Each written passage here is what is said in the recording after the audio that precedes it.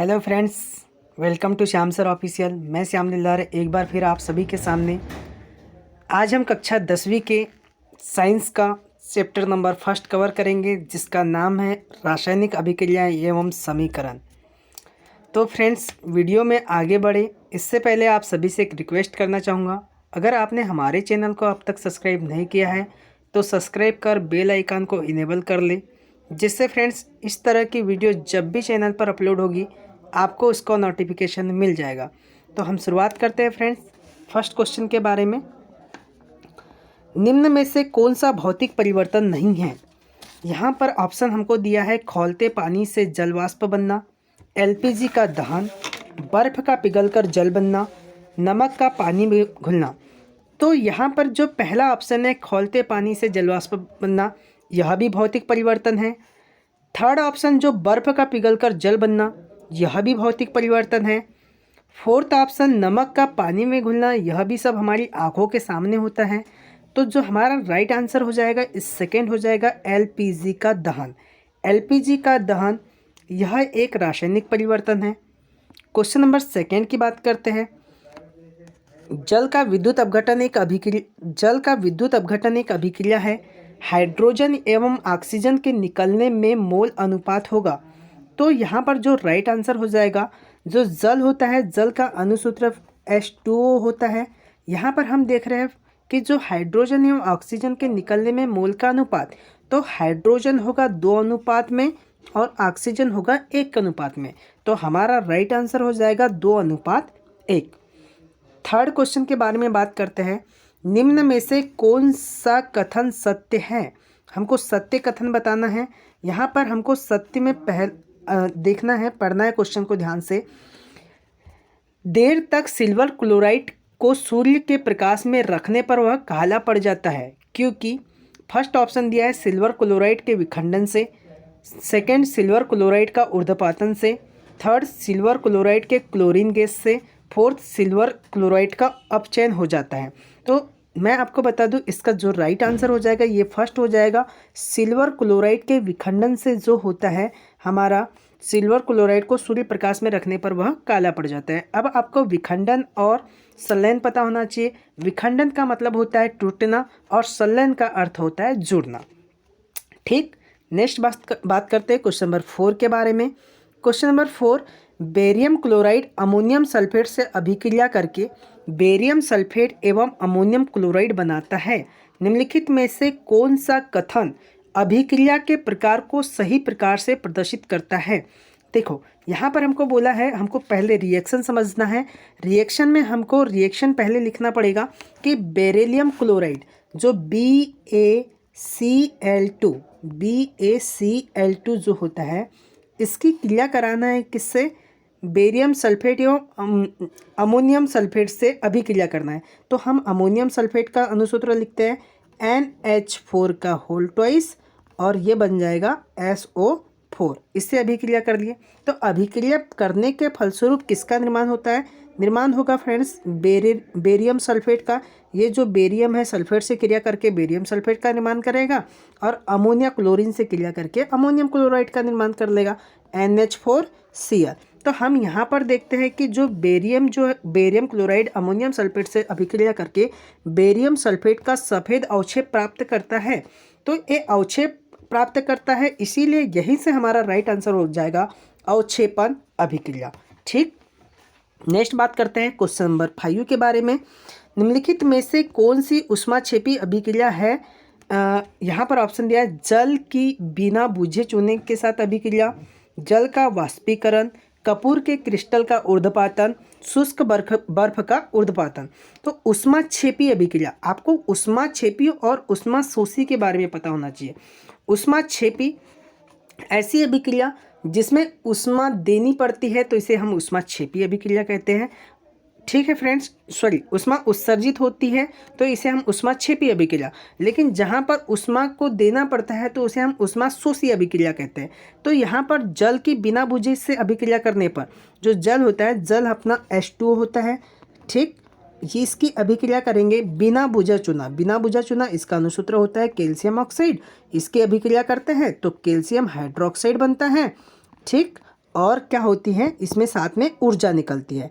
तो ये जो हमारा आंसर हो जाएगा, ये हो जाएगा जल की बिना बुझे से अभिक्रिया करने पर। ये एक प्रकार की ऊष्माक्षेपीय अभिक्रिया है। नेक्स्ट बात करते हैं कि question number 6, Fe2O3 plus aluminium, साथ में अभिक्रिया जब कंप्लीट होगी तो Al2O3 और साथ में आयरन का निर्माण होगा। तो जो अपना फेरस ऑक्साइड है ये एल्यूमिनियम से अभिक्रिया करके एल्यूमिनियम ऑक्साइड का निर्माण कर लेता है। तो मैं आपको बता दूं कि देखो विस्थापन हो रहा है किसका, आयरन का विस्थापन एल्यूमिनियम के साथ, सॉरी यहाँ पर होगा ऑक्सीजन का विस्थापन एल्यूमिनियम के साथ और आयरन अलग ही। इसीलिए हम इस अभिक्रिया को कहते हैं फ्रेंड्स, कौन सा, इसका जो राइट आंसर हो जाएगा अपना हो जाएगा विस्थापन अभिक्रिया। ठीक, नेक्स्ट बात करते हैं क्वेश्चन नंबर 7 के बारे में। हाइड्रोजन का योग तथा ऑक्सीजन का ह्रास कहलाता है। तो फ्रेंड्स जो हाइड्रोजन का योग होता है और ऑक्सीजन का ह्रास का मतलब होता है कि ऑक्सीजन की क्या होनी चाहिए, हानि होनी चाहिए, बोले तो ऑक्सीजन का निकलना। ऑक्सीजन का निकलना और हाइड्रोजन का जुड़ना या किसी भी ऋण विद्युतीय तत्व का जुड़ना, इसे हम कहते हैं अपचयन अभिक्रिया। तो इसका राइट आंसर हो जाएगा फर्स्ट। नेक्स्ट बात करते हैं क्वेश्चन नंबर 8 के बारे में।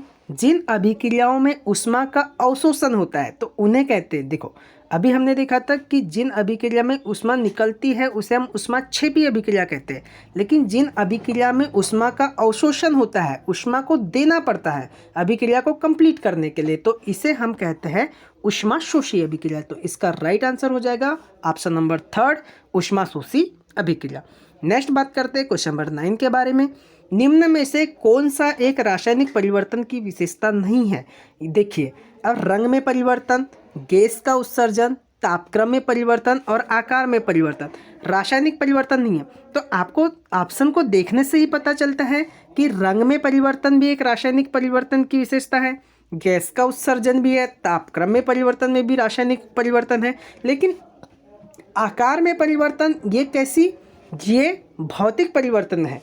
इसीलिए हमारा ये आंसर सही हो जाएगा, आकार में परिवर्तन ये रासायनिक परिवर्तन की विशेषता नहीं है। नेक्स्ट बात करते हैं क्वेश्चन नंबर 10।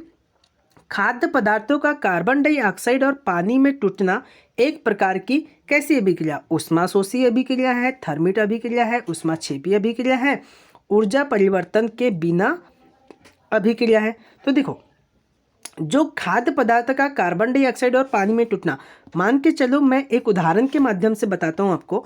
खाद्य पदार्थ जैसे हम खाने में जो भी पदार्थ लेते हैं, जैसे मान के चलो हमने ग्लूकोज लिया, ग्लूकोज का अणुसूत्र होता है C6H12O6। जो ग्लूकोज है ये किसके साथ क्रिया कर रहा है, कार्बन डाइऑक्साइड और पानी में कब टूटता है कि जब ये ऑक्सीजन के साथ अभिक्रिया करता है।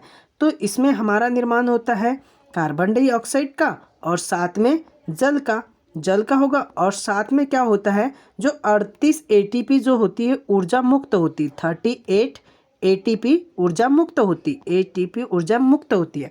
तो देखो ऊर्जा मुक्त होती है, इसीलिए हम इसका राइट आंसर हो जाएगा ऑप्शन नंबर 3 ऊष्माक्षेपी अभिक्रिया। नेक्स्ट क्वेश्चन नंबर 10 के बाद 11। निम्न में से कौन सी प्रक्रिया रासायनिक अभिक्रिया है। फर्स्ट, एक गैस सिलेंडर में उच्च दाब, वायु का द्रवीकरण, चाइना डिश में पेट्रोल को खुले और तांबे में तार के हवा की उपस्थिति की क्रिया।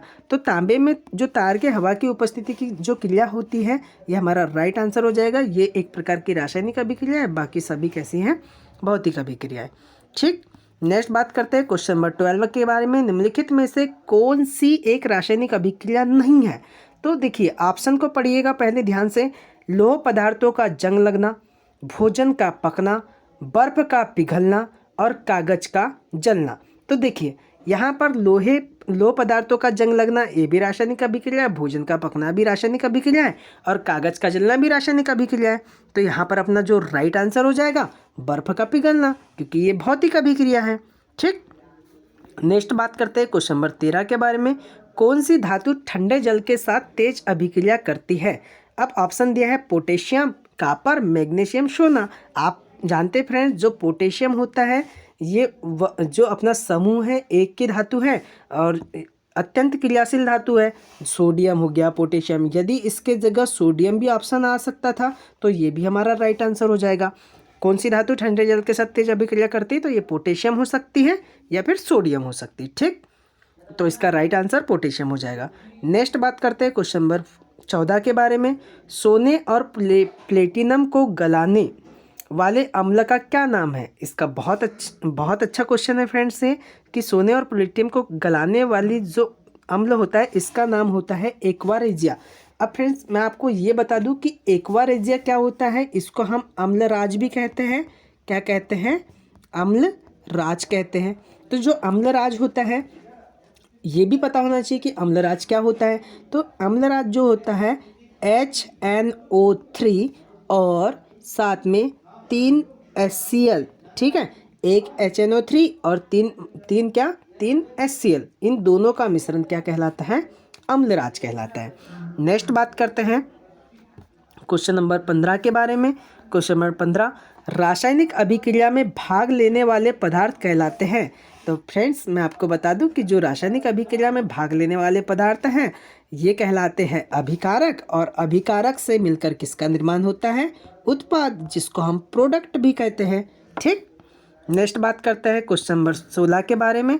लंबे समय तक सेवन न करने पर सूखे मेवे सड़ जाते हैं। क्योंकि इसका जो राइट आंसर हो जाएगा, जो ड्राई फ्रूट होता है ये लंबे समय तक हम यदि इनका सेवन नहीं करते तो ये और भी कैसे हो जाते हैं? सूखकर कैसे हो जाते हैं? सड़ जाते हैं, क्योंकि ये कारण होता है विकृत गंधिता के कारण होता है। ठीक, नेक्स्ट बात करते हैं क्वेश्चन नंबर 17 के बारे में। निम्नलिखित में से कौन सा एक संतुलित रासायनिक अभिक्रिया में उल्लेख नहीं है? पहला ताप और दाब, सेकेंड अभिकारक और उत्पाद की अवस्था, थर्ड अभिकारक और उत्पाद का द्रव्यमान, और फोर्थ होता है अभिकारक और उत्पाद के सूत्र। देखो, संतुलित रासायनिक अभिक्रिया में उल्लेख नहीं है, तो ये जो उल्लेख नहीं होगा ये होगा अभिकारक और उत्पाद का द्रव्यमान। ठीक, नेक्स्ट बात करते हैं क्वेश्चन नंबर 18 के बारे में। वसा युक्त पदार्थ विकृत गंधी हो जाते हैं। देखो, अभी हमने देखा था कि जो पदार्थ होते हैं वो विकृत गंधी के कारण कैसे हो जाते हैं? सिकुड़ जाते हैं। तो देखो, संक्षारण के कारण तो हो नहीं सकता, ऑक्सीकरण के कारण सोचते हैं, अपचयन के कारण बिल्कुल भी नहीं होगा। ये होता है ऑक्सीकरण के कारण जो होते हैं वसा युक्त खाद्य पदार्थ विकृत गंधी हो जाते हैं। ठीक, नेक्स्ट बात करते हैं क्वेश्चन नंबर 19 के बारे में। ऑक्सीकरण वह प्रक्रम है जिसमें ऑक्सीजन का संयोग होता है, ऑक्सीजन का ह्रास होता है, हाइड्रोजन का संयोग होता है, हाइड्रोजन का ह्रास होता है। तो बहुत इजी क्वेश्चन है। ऑक्सीकरण वह प्रक्रम है जिसमें ऑक्सीजन का क्या होता है? संयोग होता है। बिल्कुल ठीक है। ऑक्सीजन का जुड़ना या हाइड्रोजन या किसी ऋण विद्युतीय तत्व का बाहर निकलना, ये ऑक्सीकरण कहते हैं। और अपचयन किसे कहते हैं? ये अपचयन बोले तो ऑक्सीजन का निकलना, हाइड्रोजन या किसी भी ऋण विद्युतीय तत्व का जुड़ना। ठीक, नेक्स्ट बात करते हैं क्वेश्चन नंबर 20 के बारे में। उस गैस का नाम बताइए जो पाप ध्वनि से जलती है। तो इसका राइट आंसर हो जाएगा हाइड्रोजन। जो हाइड्रोजन गैस होती है ये बहुत ही पाप ध्वनि के साथ में जलती है। तो ठीक, ये हमारा लास्ट क्वेश्चन था। इसके बाद हमारे क्वेश्चन एंड हो गए हैं। ठीक, यदि आप हमारे चैनल पर नए हैं तो हमारे चैनल को सब्सक्राइब कीजिए। यदि आपको वीडियो पसंद आता है तो वीडियो को लाइक कीजिए। Thank you friends.